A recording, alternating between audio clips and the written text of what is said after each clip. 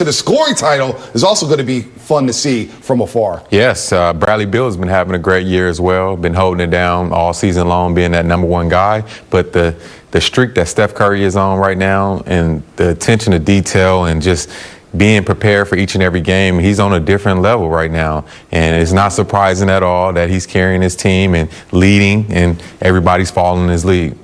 Steph's leading the league in scoring. He's at close to 50-40-90, which is unbelievable.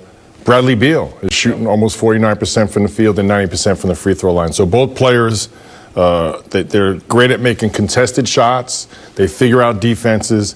And what's really exciting, both teams are playing the best basketball right now. Wow, and Curry averaging 55% from the three-point line in the last 6 games, 54 of 98. Just absurd what Steph Curry doing. And look, later in the show, we're going to dive into how to defend Bradley Beal, something the Warriors did really well in the first half back on April 9th. We'll talk about that and why the Wizards' collective size may be the Dubs' biggest issue. But let's go ahead and move forward here and bring in Kareth Burke, powered by Cisco WebEx. And Kareth, good afternoon. Good to see you. We missed you on Monday when Steph Curry had another miraculous and marvelous night, I should say, with 49 points against the 76ers. But what is it that has helped Steph Curry this year look like an MVP again? Well, first of all, guys, I'm nodding along with you, just digesting some of these stats. The fact that Steph has become the #1 scorer in the league, the fact that he has 11 consecutive games of scoring 30 or more points. And I'm kind of laughing at the fact that reporters are having trouble asking Steve Kerr new questions so he can talk about Steph. It's like we all need a thesaurus to find the words.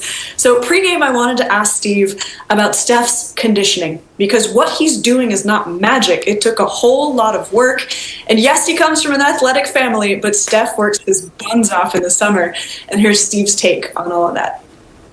It looks like magic, but it comes from a great combination of genes and work. I mean, there's no doubting that he comes from, an incredible set of genes, given his parents being so athletic. Obviously, Dell was one of the great shooters in the history of the game. And, you see Seth, also one of the best shooters in the league. So there's some genetics there, but the work ethic is what puts Steph over the top. I mean, he's just he's so diligent, but also so curious, as a worker.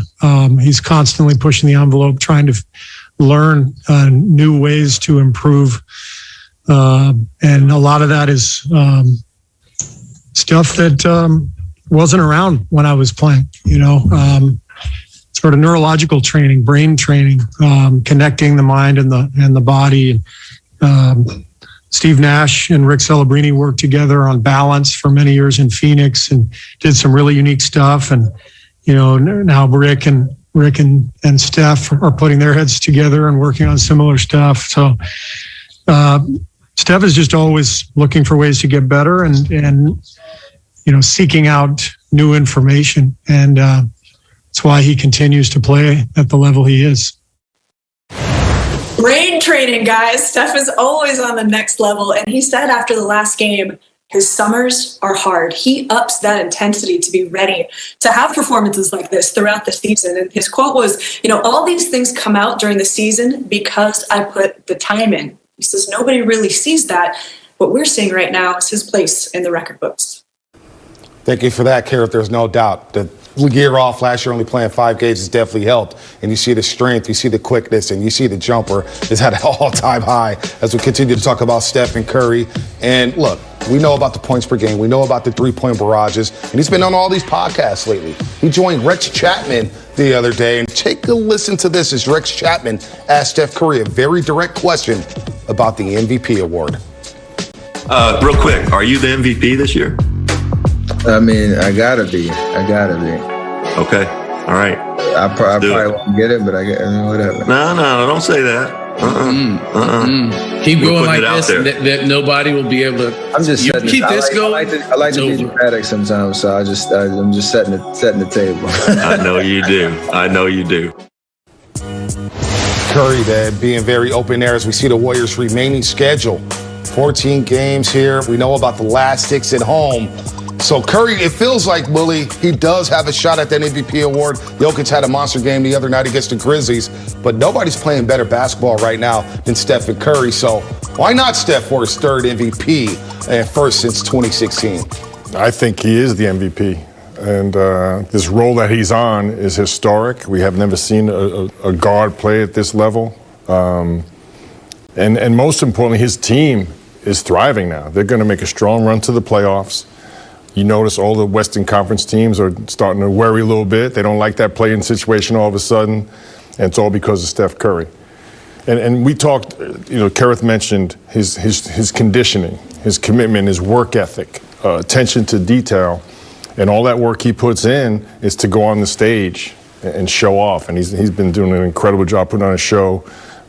So to me, he is the MVP this year. Darrell, what do the Warriors have to do down the stretch here? 14 games. Do they have to be 10-4, 11-3, 9-5? What do their record have to be to maybe ensure that Steph Curry is going to be in the hunt for that MVP award? I think coming into every single game and understanding we're trying to get to a playoff game, so we have to close out the season strong. And I think they've been doing a great job of that, not only on the offensive end and Steph Curry, but also on the defensive end. A lot of guys are stepping up right now. Draymond Green is playing a lot better basketball. Andrew Wiggins as well. So I think those guys just got to finish the season strong and do what they've been doing, beating these teams that they know they can beat and should beat.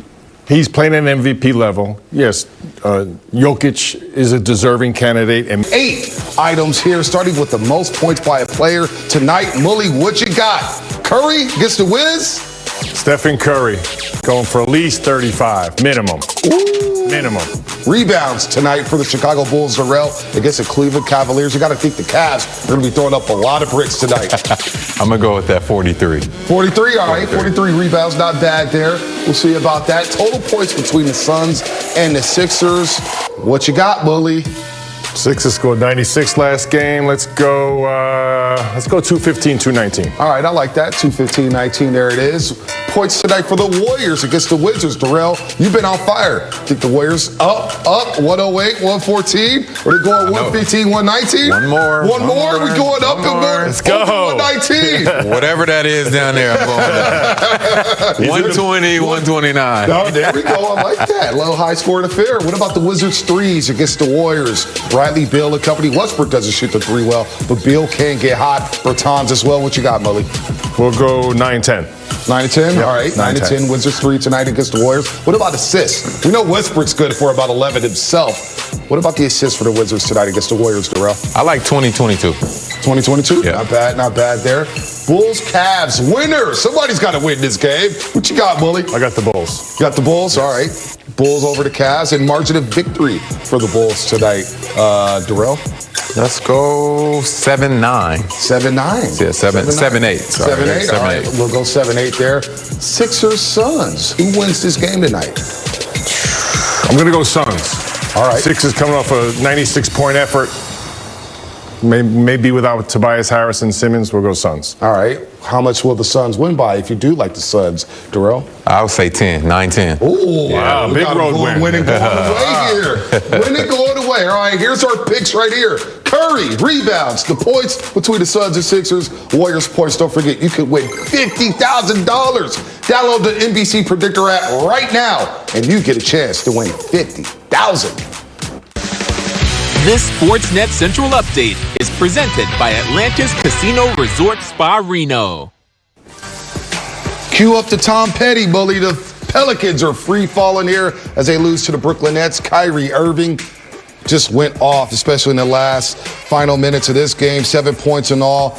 Nets win by 5 to beat the Pelicans, and Pelicans now 4 games behind the San Antonio Spurs and the Golden State Warriors in the Western Conference for that last seed in the play-in tournament. But let's talk about the Eastern Conference as Brooklyn is trying to hang with the Philadelphia 76ers. They're a half game behind them, but the Warriors are playing tonight. You don't see them on the screen. However, they're tied with the Chicago Bulls for that 10th spot. The Washington Wizards, that is, at 24-23. And the Wiz are on fire right now. They've won 7 of 8 to get back into the playoff picture here. So it's a big game for both teams tonight as Westbrook and Bradley Beal has carried the Wizards. And we know about last time they played the Golden State Warriors. Hachimura, Lopez, and Lane combined for 57 points in the paint. Well, the Warriors catch a break because Hachimura is out tonight So how do the Warriors try to defend and pay back the Washington Wizards tonight, especially against those bigs down low, Darrell? I thought Looney did a great job last game. He held his own, but last two, even against the Joker, career high in rebounds with 15. So I think it's going to be super important for them to get into those big men bodies, drive them outside of that paint, and protect the paint. And I think they've been doing a great job of that. So I think tonight it'll be one of those games where you have to protect the paint. Washington's bigs are more catch and finish guys, and I think it's going to be really important to contain the dribble, whether it be Russell Westbrook, Bradley Beal. Ish Smith came in and broke them down quite a bit. So you saw Lopez, Lynn, and who's the kid from Arkansas? Oh, they Lopez. Gafford. Yeah, Gaffords. So they kind of get pocket passes at a pick and rolls. They're not really going to throw it down to post up. So really important to contain the dribble. They'll now have those blow bys. And I would anticipate seeing some zone tonight because they don't shoot the three-point shot that well either. No doubt, letting Westbrook shoot it. He's shooting about 30% from the three-point line. That hasn't been his strength here. But Kelly Oubre Jr. is back on the floor. We saw him Monday night against the Philadelphia 76ers after returning from a sprained wrist he suffered against the same team, his former team, the Washington Wizards, back on April 9th. More on Tsunami Poppy coming up in a bit. But first, let's take a look at the Wizards. Starting lineup presented by Ford. And you see Westbrook and Bill, one of the best backcourts in the NBA. They'll, of course, be starting. We'll talk a lot more about them coming up here. But Nato gets to start. Nato gets to start at the 3. And Alex Len starting at center. Remember, Hachimura had 13 first-quarter points against the Golden State Warriors in that first battle. But yesterday, my guys, Willie and Darrell, got a chance to catch up with Chris Miller and Jason Smith of NBC Sports Washington to discuss Beal and the Wizards. Jason and I see him every night. I'm curious how you guys see him in year 9, where he has come into the league as, he'll be a really good, shooter, to, he unzips his basketball bag and everything comes out. Well, for me, I've been watching Brad since he was at Florida. I always liked this game. I thought he was always athletic and, he was like kind of a streaky, but, a good shooter. But to see him in the league now, just take it by storm, finally just everything's just clicking for him, all-star. He's just locked in now. And we always knew he was a two-way player. We knew he could guard. But I think the biggest thing with Brad that sticks out the most is his competitive nature. Like, he's a boy out there. So when he's out there guarding and competing on the offensive end, he's trying to win games. And to see him lead the lead and scoring for 103 days was pretty impressive. And I'm pretty sure there's a lot of guys out there that think the same, that he's a tough cover every time you strap up against him. So I think Brad Beal is finally coming all the way around and putting everything together. And I think is going to be a bright future, even more moving forward for him. What do you like out of his game, Mully? I love Bradley Beal's game. He's kind of a throwback. I think he got beautiful balance to his game. He doesn't overshoot the three-point shot. He really attacks the defense. He's going to get the shot that he wants.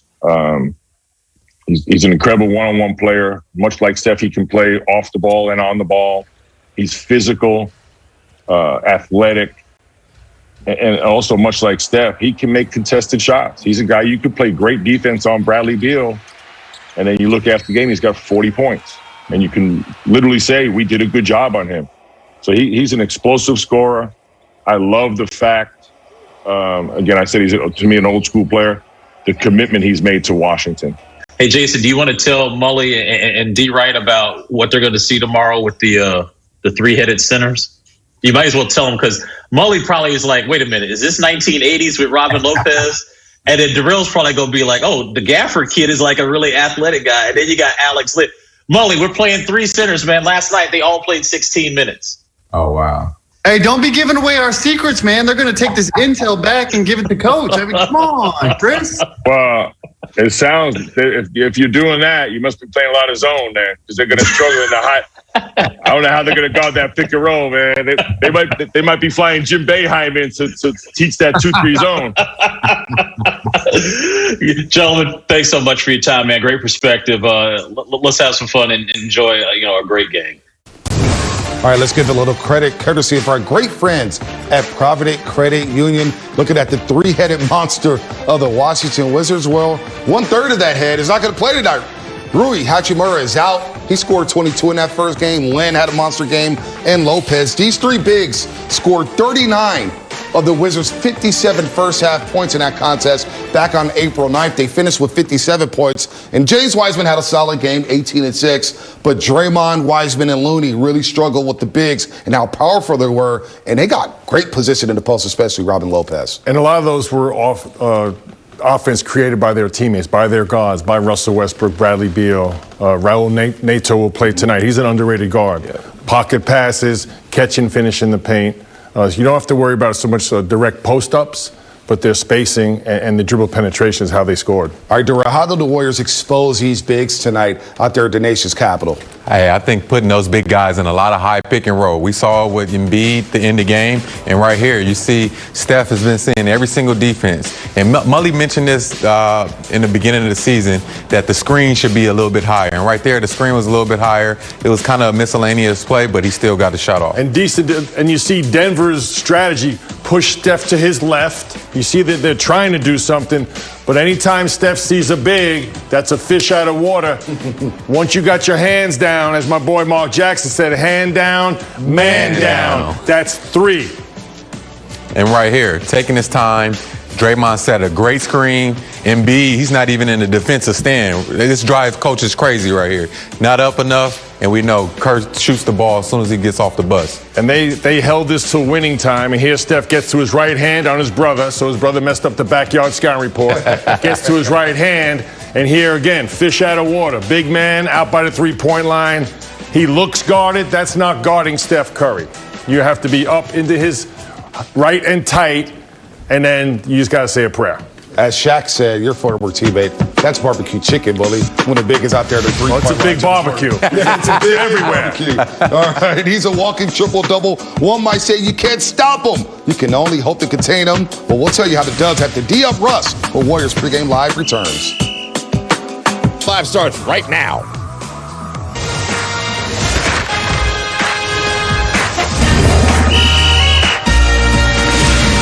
Wizards pregame live, presented by Geico. Who has the best shot at dethroning Brad? Steph Curry, ladies and gentlemen, is here. His handle and hits the three right in his face. The most lethal three-point shooter the game has ever seen. I love what I'm seeing out of Brad. Put the league on notice, hey, I'm the real deal. As long as he keeps that aggressive nature, he'll end up with that crown at the end of the season. What it comes down to right now, Steph's in front, 32.4. Brad right behind him, 31.1. It used to be the other way around, but tonight we may see things change, and that's what it's all about. Wizards fans, welcome to Wizards Pregame Live, presented by Geico. I'm your host, Wes Hall, with a lot to talk about. Of course, that head-to-head matchup between Brad and Steph. We're going to keep our eye on that. Fans in the stands for the first time this season. So much more to talk about, including a bold prediction tonight. It's not mine. I'm just here to tell you, you're going to want to see this one. And we got a poll as well. But you can see it right there for yourself. The first fans witnessing a Wizards game in person since things were shut down back in March of 2020. Now here they are in Capital One Arena for the first time with a phenomenal matchup. Brad and Steph going head-to-head on the court, including Russell Westbrook in this thing. I dare say I might be just a bit jealous that I'm not down there. But that's okay. We got a lot to talk about an hour before tip-off. Bring in my crew because these guys, they're itching to talk about this game, too. Jason Smith and Tony Massenberger, my NBA analyst, and our Wizards insider, Chris Miller. Chris, I'm coming to you first on this one. Fans in the building for the first time this year, and dare I say, this is a marquee matchup that they really are going to appreciate.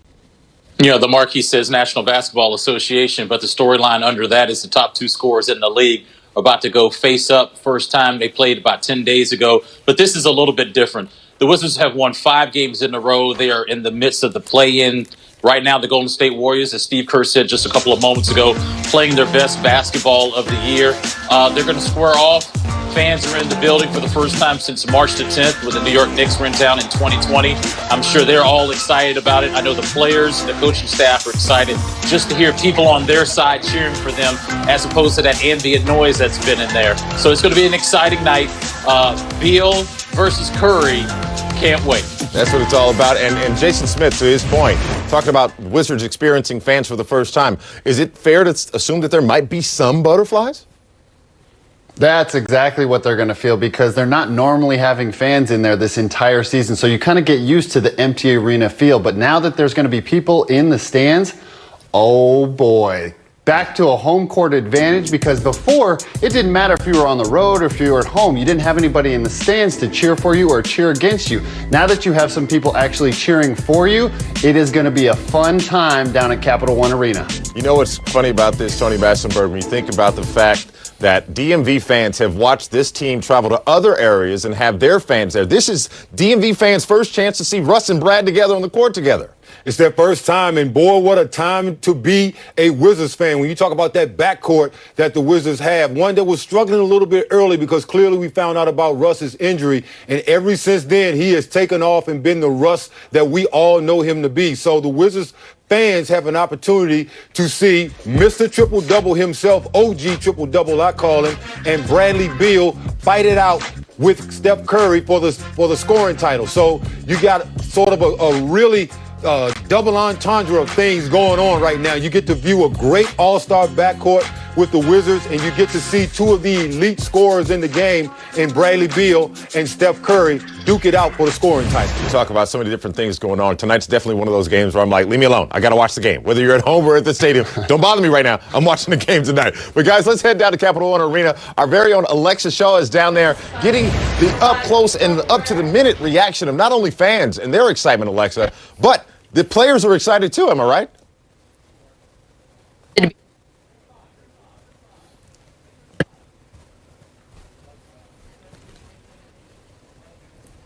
No worries right there, a little technical difficulties. It's part of life and everything as we deal with, 2020. We adapt on the fly. But to her point, if I'm not mistaken, the players and the way that they feel about tonight's game, as Jason Smith said earlier, the excitement level is at a fever pitch because they have not had the chance to be there in person. But you know who else is excited about this? Bradley Beal and Steph Curry on tonight's head-to-head matchup. My mindset doesn't change. I can give a damn if I win it or not. Do I want to? Yeah, but I mean, he definitely playing lights out. There's a lot of guys that are. My biggest thing is just trying to help us, try to get in the playoffs as best as I can.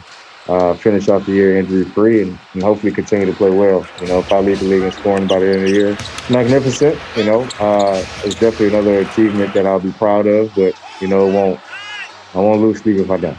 There's so many great scorers in this league, and to do it consistently night after night and raise your level and